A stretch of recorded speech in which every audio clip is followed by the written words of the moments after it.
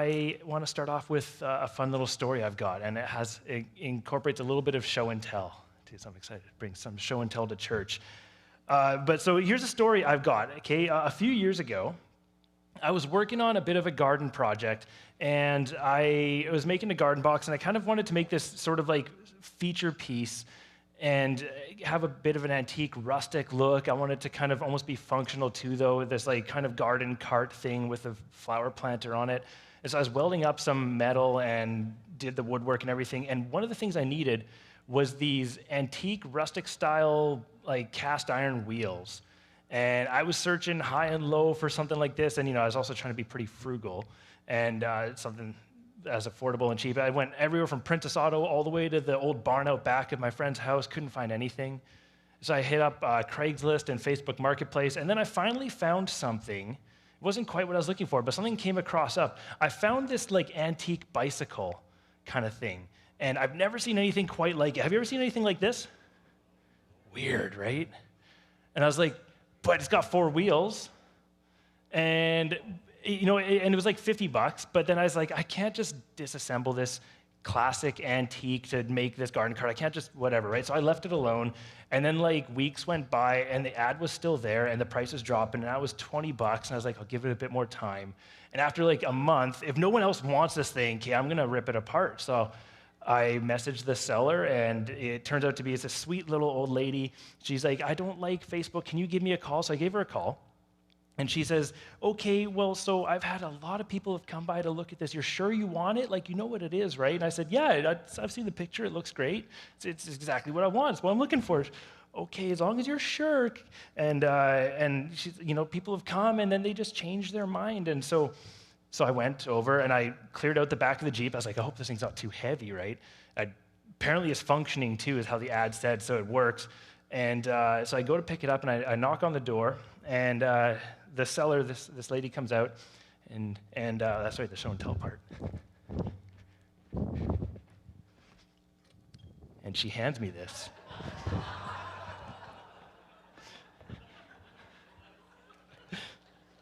She says, this is what you wanted, right?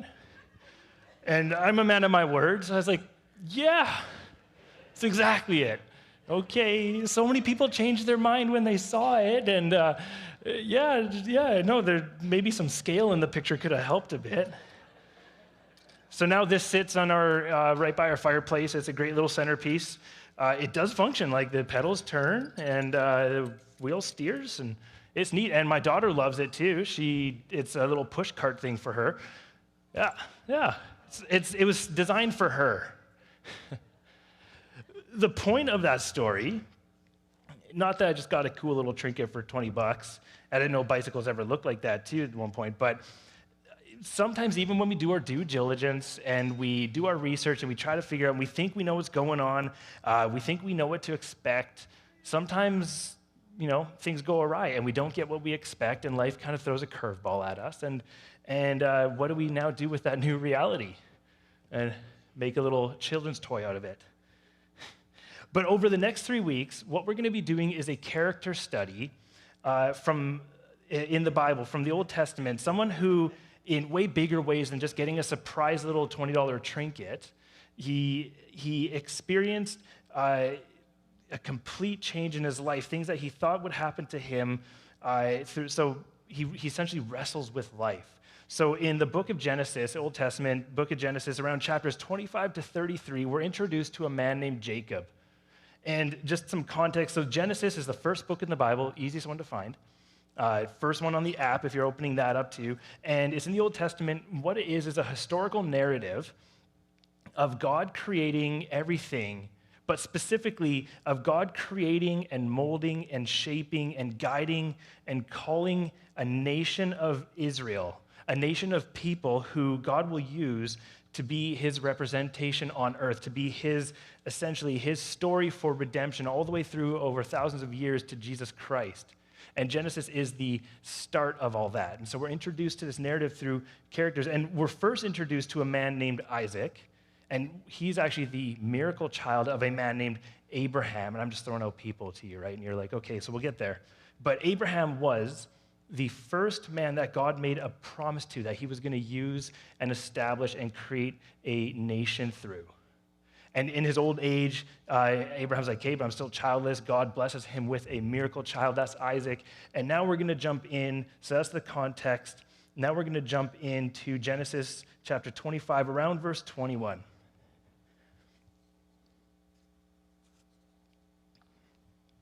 So Genesis 25, verse 21. Isaac, who is the son of Abraham, prayed to the Lord on behalf of his wife because she was childless. The Lord answered his prayer, and his wife Rebekah became pregnant. The babies jostled with each other within her, and she said, "Why is this happening to me?" So she went to inquire with the Lord. The Lord said to her, "Two nations are in your womb, and two peoples from within you will be separated. One people will be stronger than the other. The older will serve the younger."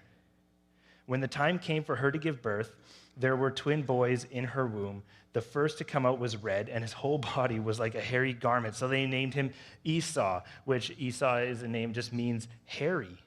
And now in English, we just call them hairy. They're hairy, I guess.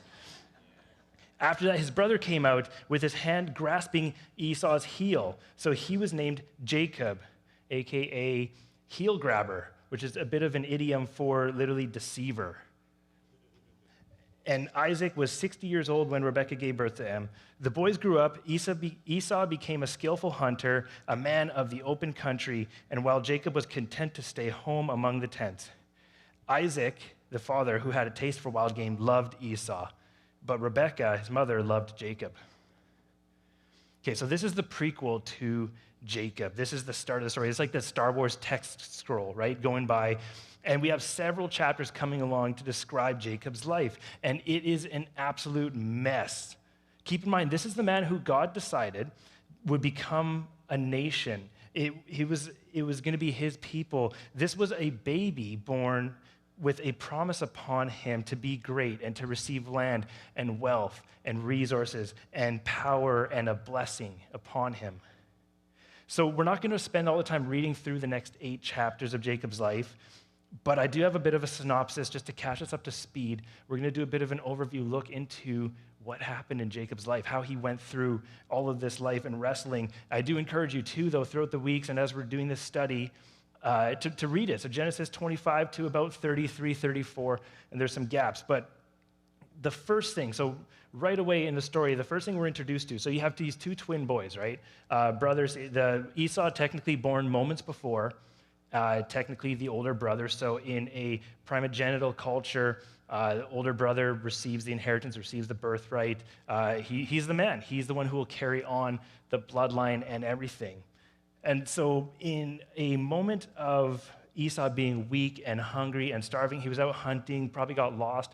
He comes in and Jacob's at home just chilling, making some food. And Esau's like, "Please give me some food, I'm dying." And Jacob's like, because he thinks he's clever, he's a deceiver, literally his name. And he is a bit of a businessman at heart too. So he's like, "Okay, I see you have a need, right? Supply, demand. Give me your birthright. I'll give you some food. I'll give you some soup." Kind of abuses that right away. So Jacob right away now kind of swindles his brother out of the birthright. Next thing that goes on is now he has his father who is getting older in age, and he's kind of starting to lose his sight. And he wants to, before he's fully gone, he wants to bless his son. He wants to bless his oldest son. And because we even see in the story there too, dad loved Esau, mom loved Jacob. Jacob's a bit of a mama's boy too, right? So mom and Jacob work together to say, like, "I think we can get your father's blessing. We can sneak it away from Esau." So they worked together and kind of scammed his blind father out of his older brother's blessing.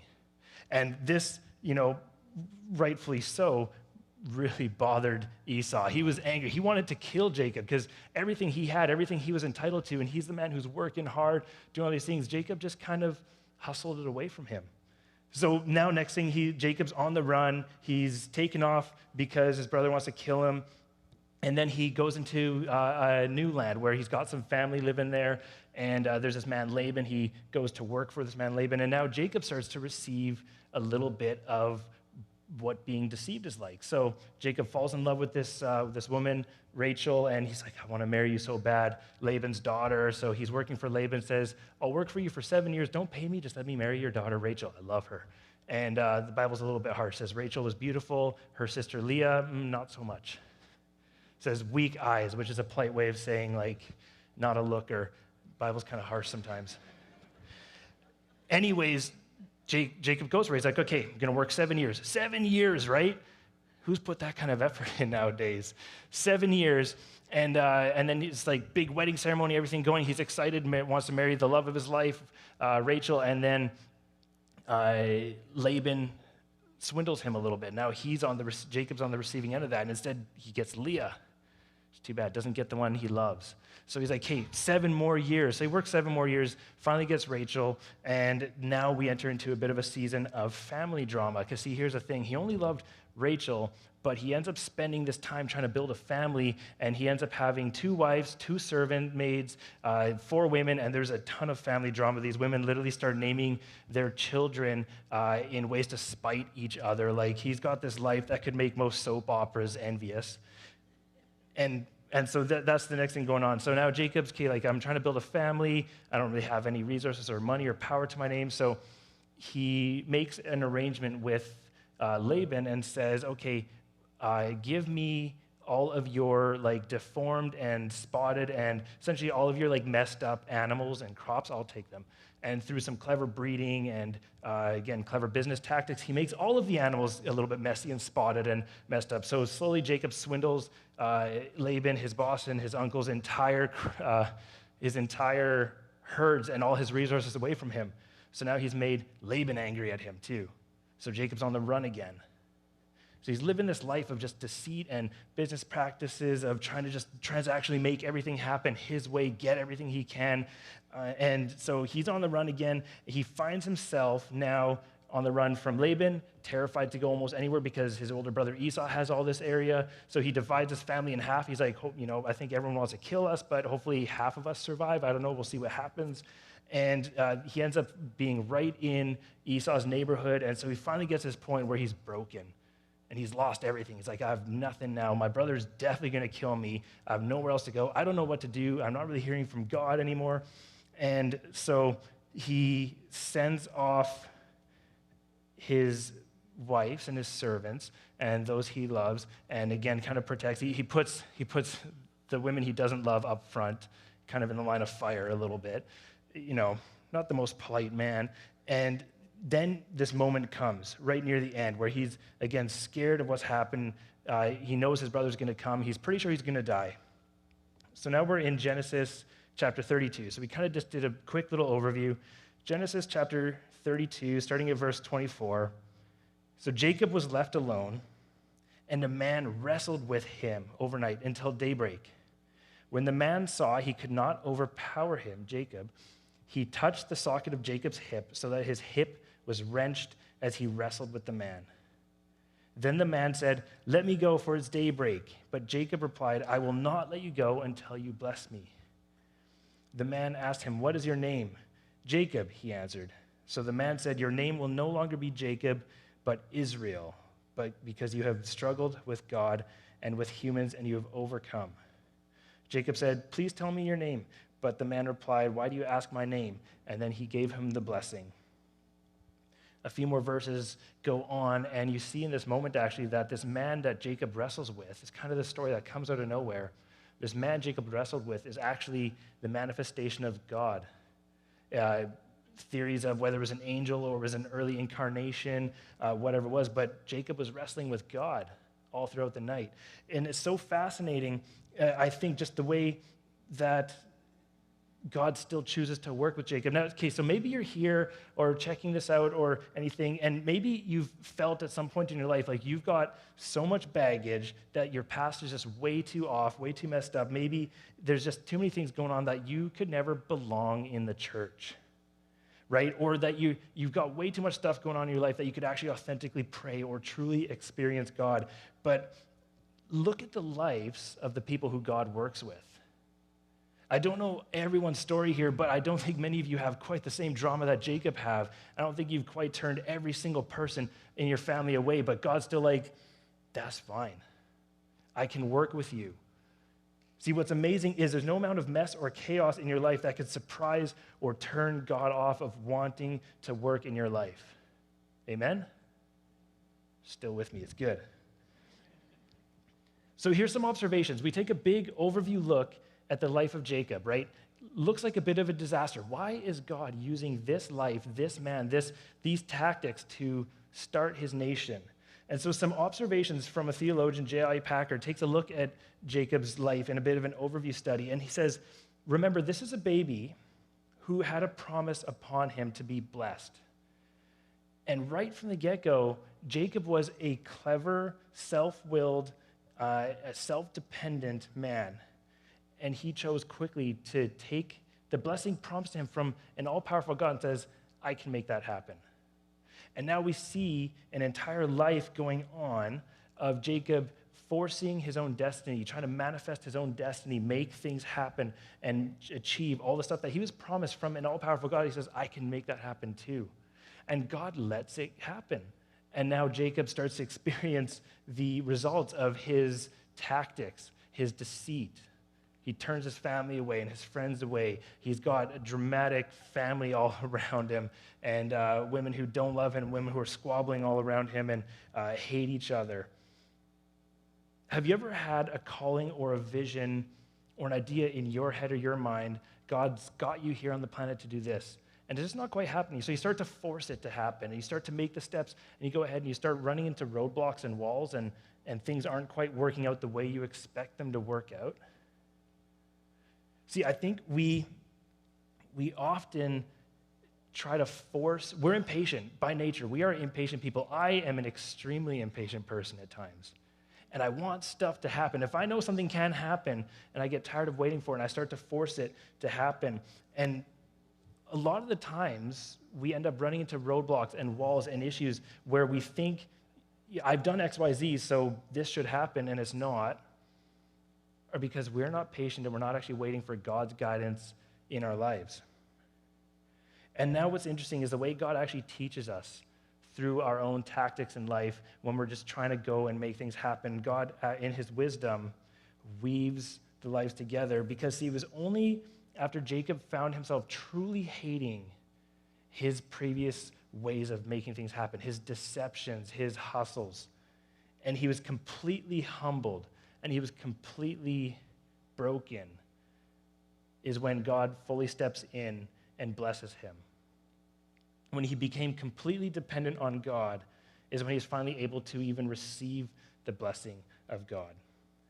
And it's so interesting that it ends with a wrestling match. It's so iconic, right? Because his whole life has been a wrestle. But then at this moment, too, where Jacob could have just given up, he doesn't give up. And the theologian J.I. Packer says, the nature of this prevailing match is almost as if to say, God, throughout it, the man is saying, let me go, be done with me.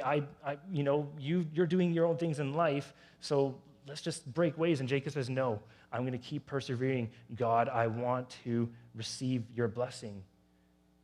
And so he sticks with it. It's a perpetual reminder that we need to be leaning on God. I missed the part where God broke Jacob's hip and he will forever walk with a limp and a staff, because Jacob also needed that reminder that you need to lean on God. We need to be able to lean on God. So overall, Jacob was cursed with something we can all relate to. We like to manifest and manufacture our own destinies. What we try to make happen, what we expect to happen to us. We try to make happen what we believe we deserve, what we think we've earned. We try to demand, we use all the tools in our arsenal to make life happen the way we want life to happen. And I think there's 3 big areas in our lives that we do this specifically too. I think we try to do this. We try to take full control and manufacture our destinies in our relationships. I think we try to do this a lot in our finances, with money. And I think we try to do this with faith, with God. We try to wrangle God and make God just be what we expect God to be.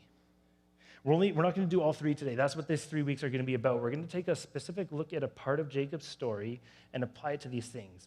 But this week coming up is Valentine's Day, right? So we got to talk about the relationship stuff.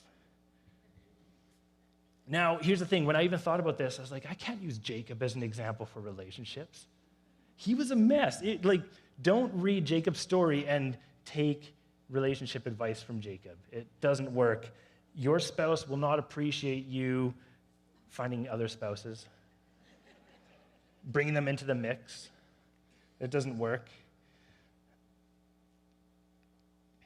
But no, I'm not even talking about just romantic relationships, but relationships in general, family, friends, co-workers, people around us, just literally when two humans interact, spend time together, that kind of a connection. See, here's the thing. We try to create this transactional nature in relationships in our lives. And we try to make relationships just be a means to gain things that we want. And it's very subtle. See, the devil has this little lie that can sneak into your mind and into your life that we relate to each other transactionally. And let me explain this. Like, when we spend time, when we get together, if it's your spouse or if it's a family friend, somebody you're dating, if it's a coworker, that time you spend together, those interactions you have, there should be a reason that would benefit both of you, right? To justify it. And even if it's not something that you would believe all the time, often when you start hitting the thick and things are a little bit more difficult, you start really weighing, like, well, what's actually giving me life? And when you spend that time, there should be, like, encouragement that comes back, right? Or you should get a reciprocal feeling. Maybe it's just some life advice. Or even if it's just literally a discount at the shop where they work, like, come on, let's make this benefit each other a bit. The devil loves this because even in the smallest way, when you start to think of other people in your life in an economical sense, it poisons our ability to actually love people fully and properly. Here's an example. Who's ever kept score in their relationship? Okay, I don't mean like literally with a chalkboard in the house. Maybe you do that, right? But who's done more chores this week, right? Who's given more back rubs lately, right? It's my turn. Come on. You know, who's gone to Starbucks more times this week, right? Let's balance it out. Who's kept score? This lie comes around and it festers. And especially, even if it's not just in a negative sense, but sometimes it's like, you know, I was trying to go through and find a specific quote, but you get like from The Simpsons, you get Homer who teaches his son, like, here's how we have a good, healthy relationship, right? It's Mother's Day, I'm going to get your mother a box of chocolates, right? Because it's going to benefit me later on tonight, transactionally. It's kind of a little bit of the subtle, fun lie we have. Is Valentine's Day coming up, right? So get the chocolates, get the flowers, because you gotta. And it's good, it'll be a benefit back and forth. That scorekeeping mindset creeps in, and it darkens us, though. Because when the devil gets a foothold in our marriage like that, we start to actually see what's scary about the scorekeeping thing is it only comes in when we actually think we're winning and we deserve more. All of this to say, I'm not trying to like be weighed down on relationships, and again, it's not even just marital relationships, but that kind of sense of forcing and making relationships work the way we expect and need them to work completely flies in the face of what Jesus actually models love to be for us. How Jesus expresses, how God expresses love to us, and how we need to be expressing it to each other, to our family, to our friends, to our spouse. So in John 15, Gospel of John, chapter 15, verse 12 to 13, these are the words of Jesus. He says, "My command is this, love each other as I have loved you. Greater love has no one than this, to lay down one's life for one's friends." Love, that thing that sits at the heart of relationships, of friendships, of everything, is sacrificial, not transactional. The Apostle Paul, in his first letter to the churches in Corinth, 1 Corinthians, he expands on this idea of sacrificial love with the classic love passage, right? Does anybody just have that ring off the top of their head as maybe part of the wedding vows? Love is patient. Love is, oh, it's up there. Oh, I see. That's why. You're sure it's not like love is balanced? Love is fair? Right? That's not the one. Love is efficient and easy and measurable. No, he goes on, right? Like, love is patient, love is kind. It does not envy, it does not boast, it is not proud, it does not dishonor others, it is not self-seeking, it is not easily angered. key piece right here. It keeps no record of wrongs. Love does not delight in evil. It rejoices with the truth. It always protects. It always trusts. It always hopes. It always perseveres. See, in a bizarre way, Jacob finally started to get this at the very end. He started to pick up on that perseverance. He started to pick up on the record keeping that was not part of it. When I've had dialogues with friends and other young couples who are looking to get married, they're in love. They can tell me all about the things of why they love each other. And you know what the thing is? And it's beautiful things. There's such good things. And it's always things of what their partner does that blesses them, that benefits them, makes me feel so good, is such a good accompaniment to all the things I love doing, just is gorgeous. I like looking at her, right? Benefit kind of things. And here's the thing, not bad. Brag about your wife, brag about your husband. Those are good things, right? Like celebrate all those amazing things about them. But if that's it, see, I like to actually pull them aside and instead, in an individual level, not do you guys benefit each other in an efficient way, but do you individually, both of you, have the capacity to understand love the way God has designed love? Because it's not always balanced. In fact, it's rarely a perfect 50-50 balance. That's like the peak time, right? In relationships, and again, friendships, family, you have these peak times where stuff is just great. You're just helping each other thrive. Everything's good. But then you have all these valleys where one of you needs help. Or further on in age, when the mind starts to fail, the body starts to fail. It's no longer, it can't be a transactional thing. What's amazing, there's a story. There's a friend we've got who, they were a young couple, they were engaged, and between that engagement time to marriage, there was a freak accident where the man was paralyzed. And from this point on, forever on in this relationship, it can no longer ever be balanced, especially physically, right? She will never be able to receive fully back what she pours in. They still chose to get married because they understood sacrificial love that's not transactional.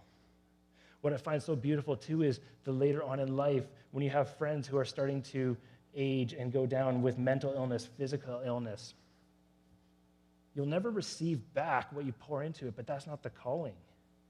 That's not the challenge, and that's not the design of love. It's to just make it benefit you. But you take Jesus' model of love and pour it back in. These are all amazing ideas, but I also want to acknowledge that's hard. That's not easy. It takes effort. And Jesus sets the standard high. God sets the standard high. And honestly, we're not going to be able to achieve that at all times, but we aim for that. And I just want to leave you with a couple ways that can help us do that. The first one is, and we actually can learn this from Jacob's story, is the perseverance we see at the very end. The words from the man, from God, wrestling with Jacob. Because you have struggled with God and with humans and have overcome. You have persevered. You have kept going on. You haven't thrown in the towel. You've kept going on. Perseverance is necessary to actually have effective relationships. We are in such a disposal culture that it's so justifiable to say when it's not blessing you, throw it aside. You can't do that with people. You can't do that with each other. And it's okay if it sucks at times. The wrestling is okay. Jacob had an entire life of wrestling. God was teaching him through that. It's okay if it sucks because God may very well be, and likely is, teaching you and training you and equipping you for something even bigger in that. I know the times when I've experienced wrestling in my life, it's maybe a year later where I realize, wow, God prepared me for something that I had no idea was coming. So the wrestling is good. But the biggest key point here that I want to leave you with is just how, like Jacob, when he was finally broken, finally gave up his ways and methods of earning and controlling everything for his own gain, to force his own destiny, to manufacture his own will, he literally clings to God. That's the key for this morning. That's the key for relationships and anything. We have these relationships with each other to succeed, to thrive, to actually understand love. We need to cling on to God. We need to cling on to God because God models love in this way. God models love by pouring out and literally for no return, right? God is pouring out 110%, and we're sometimes giving it back. Sunday morning for like an hour, hopefully a bit more than that. There's literally no balance that we can ever offer up to balance out and make the love and the relationship that God has with us transactional in nature, but he keeps going. And so God models this sacrificial love even when we're rebelling against him, when we consistently turn away from him. So in that, cling to God. Cling on to God who offers that kind of love, because when you're close to him, when you have that relationship, you can start to feel it and pour it back out to each other. I know the most perseverant and loving people are the ones who are so close to God their whole time, and the amazing ways they can impact their friends and their family and their loved ones when they're at their lowest. That's the testimony piece in our world. One of the pieces I've always said when I've done marriage is an amazing blessing we get to experience, but it's also a literal testimony on our planet to actually to show off what the loving relationship of God to us can be like. And it comes out more clear than ever, especially later on in life, right in the hospital bed, when there's just an incredible amount of love being poured out. That's testimony of God's love being poured out sacrificially. So do not let go of God. We're going to end the service just singing a song, a blessing all together. I want to invite the worship team up to this. I just want to pray and just kind of remind and equip us for the rest of this series going forward, taking a look at Jacob's life of wrestling and using that as a motivation to see what happens when we just keep forcing our way apart from God and instead choose to cling on to him. Honestly, having no idea what the outcome was, Jacob didn't stop fighting throughout the night. No idea who this man even was at the time, what was going to happen, but he's like, I sense something happening here. And whatever it was that spoke to Jacob to say that this man was worth clinging on to and getting a blessing from, take that same kind of motivation to long after clinging on to God.